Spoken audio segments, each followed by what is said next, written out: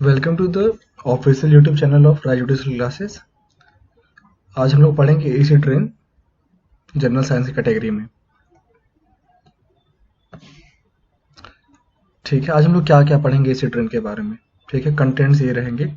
What is AC train क्या है, what causes AC train, SO2 और NOx यानी कि नाइट्रोजन ऑक्साइड के क्या सोर्सेज हैं, एसी ट्रेन हमें कैसे अफेक्ट करता है और एसी ट्रेन को हम कैसे सॉल्व कर सकते हैं। ठीक है, what is AC train, AC train क्या है। सबसे पहले डेफिनेशन जान लेते हैं एसी ट्रेन का। एसी ट्रेन को वैसे हम लोग हिंदी में अम्ल वर्षा कहते हैं।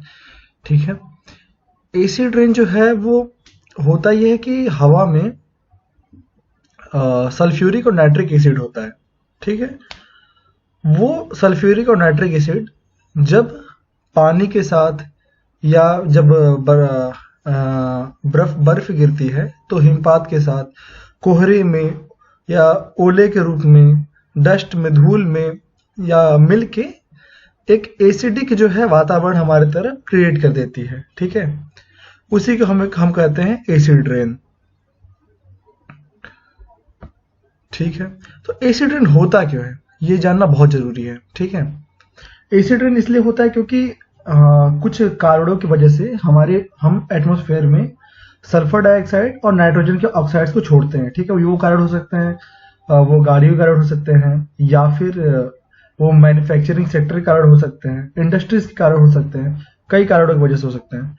तो ये सल्फर ऑक्साइड जो और नाइट्रोजन के जो ऑक्साइड्स होते हैं वो हवा में जाकर वाटर के साथ, ऑक्सीजन के साथ या किसी अन्य केमिकल के साथ वो रिएक्शन करते हैं, रासायनिक प्रतिक्रिया करते हैं और फिर वो बनाते हैं नाइट्रिक ऑक्साइड या सल्फ्यूरिक ऑक्साइड, और वो सल्फ्यूरिक ऑक्साइड और नाइट्रिक ऑक्साइड बन जाते हैं आखिरकार सल्फ्यूरिक एसिड और नाइट्रिक एसिड।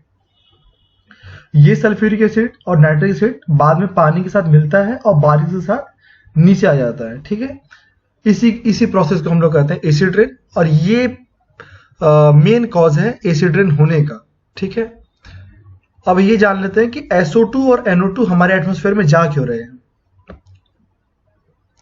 तो इसके लिए हमें सोर्सेज के बारे में पता करना पड़ेगा, क्या है सोर्सेज। ठीक है, सल्फर डाइऑक्साइड और नाइट्रोजन के ऑक्साइड्स के जो मेन सोर्सेज हैं हम उन्हें डिवाइड कर सकते हैं दो टाइप में। एक तो नेचुरल सोर्स हो गया, नेचुरल सोर्स जैसे कि ज्वालामुखी हो गया। जब ज्वालामुखी फटता है तो उसमें से बहुत ज्यादा अमाउंट में सल्फर और नाइट्रोजन के ऑक्साइड्स निकलते हैं जो कि एटमॉस्फेयर में चले जाते हैं, वायुमंडल में चले जाते हैं। ठीक है, पर इसके अलावा कई सारे मैन मेड कॉजेज भी हैं, इंसान के कारण जो सोर्सेज हैं वो भी कई सारे हैं। ठीक है, जैसे कि हो गया बर्निंग ऑफ फॉसिल फ्यूल, जीवाश्म ईंधन को जलाना। ठीक है, हम लोग बिजली उत्पादन के लिए मेनली फॉसिल फ्यूल्स पे रिलाई करते हैं और इसके कारण बहुत ज़्यादा अमाउंट में सल्फर डाइऑक्साइड और नाइट्रोजन ऑक्साइड्स जो हैं एटमॉस्फेयर में रिलीज हो जाते हैं इस कारण। दूसरा कारण हम लोग कह सकते हैं कि व्हीकल जो हम यूज़ करते हैं उसमें भी हम लोग फॉसिल फ्यूल का इस्तेमाल करते हैं। फॉसिल फ्यूल जैसे कि पेट्रोलियम हो गया। ठीक है, पहले हम लोग कोल का इस्तेमाल भी किया करते थे पर अब कोल का नहीं करते हैं, बट मेनली पेट्रोल हो गया। और पेट्रोल एक बहुत बड़ा सोर्स है सल्फर डाइऑक्साइड और नाइट्रोजन के ऑक्साइड के रिलीज होने का। तीसरा हम कहेंगे मैन्युफैक्चरिंग सेक्टर, जो इंडस्ट्रीज है वो भी कई रूप में सल्फर और नाइट्रोजन का यूज करती हैं और इन ऑक्साइड्स को रिलीज कर देती हैं एटमॉस्फेयर में। ऑयल रिफाइनरीज और अनेक इंडस्ट्रीज, लेदर इंडस्ट्रीज मेनली जो होती है, ये सब इंडस्ट्रीज जो है काफी ज्यादा एसिडिक गैसेस को रिलीज करती हैं।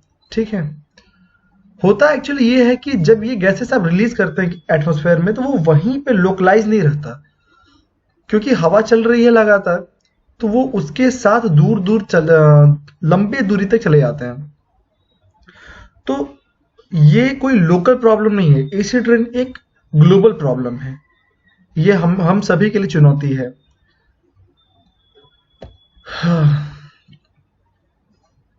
तो पढ़ते हैं कि एसिड रेन हमें अफेक्ट करता कैसे है बेसिकली।